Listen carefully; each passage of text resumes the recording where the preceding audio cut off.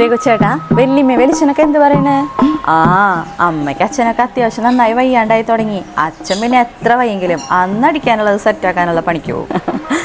അല്ല, അവർക്കൊക്കെ വല്ലാണ്ട് വയ്യാണ്ടായി തുടങ്ങിയില്ലേ? ചേച്ചി ഒറ്റയ്ക്ക് വിചാരിച്ച് നടക്കുവോ? ചേട്ടൻ എന്തായാലും പോയിട്ട് കുറേ നാളായി. ഇനിയെങ്കിലും നാട്ടിലേക്ക് തിരിച്ചു വന്നൂടെ? അതിന് ഇവിടുത്തെ പ്രാരാബ്ദം തീരണ്ടേടി. അവളെ എപ്പോൾ വിളിച്ചാലും ഇവിടുത്തെ കടത്തിന്റെ കാര്യം പറയാൻ അവൾക്ക് നേരമുള്ളൂ. അതൊക്കെ ചേട്ടൻ തന്നെ ഉണ്ടാക്കി വെച്ചതല്ലേ. ഇപ്പോഴും വെള്ളടിക്ക് ഒരു കുറവില്ലല്ലോ. ചേച്ചി ഇവിടെ രണ്ടറ്റം കൂട്ടി മുട്ടിക്കാൻ വേണ്ട ഓട്ടണ്ടല്ലോ. ആ, നിർത്തണം എന്നൊക്കെ ഉണ്ടടി, പക്ഷെ പറ്റണ്ടേ? ആ നേരാവുമ്പോ കയ്യിൽ നിന്ന് പോകും. ഇനിയിപ്പോൾ പിള്ളേര് വളർന്ന് വലുതായിട്ട് എന്തെങ്കിലുമൊക്കെ ചെയ്യട്ടെ. അല്ലാണ്ട് ഇപ്പം എല്ലാം നമ്മൾ തന്നെ ചെയ്ത് കൊടുക്കണമെന്നൊന്നും ഇല്ലല്ലോ. മൂത്തോൻ്റെ മേലെ എനിക്ക് യാതൊരു പ്രതീക്ഷയുമില്ല.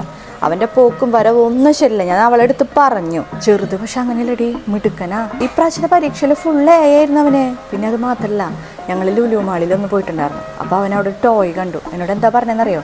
അച്ഛൻ്റെ കാശുണ്ടെങ്കിൽ എനിക്ക് വാങ്ങി തന്നാൽ മതിയെന്ന്. അപ്പോൾ അവന് ബോധമുണ്ടേ, ഇനി അവൻ്റെ മേലെയാ എനിക്കൊരു പ്രതീക്ഷയുള്ളൂ. അവൻ മിടുക്കനാ, അവനെ എന്തായാലും സൂപ്പറാവും.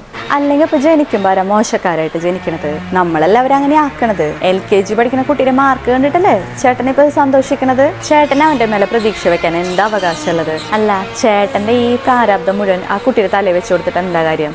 നമുക്കതുപോലെ സമയം കിട്ടിയാലും നമ്മളൊന്നും ചെയ്യുന്നില്ല. പക്ഷെ നമ്മുടെ കുട്ടികൾ സൂപ്പർ ആവണം. അവരെ നടന്നേ ഉപദേശിച്ചിട്ടൊന്നും കാര്യമൊന്നുമില്ല. നമ്മൾ നമ്മുടെ ജീവിതം കൊണ്ട് കാണിച്ചു കൊടുക്കണം എന്താ ചെയ്യേണ്ടതെന്ന്. അവന് കിട്ടിയ അതേ സമയവും ആരോഗ്യവും ഒക്കെ തന്നെ ചേട്ടനും കിട്ടിയില്ലേ? എന്നിട്ട് ചേട്ടപ്പം എന്താ ചെയ്തേ?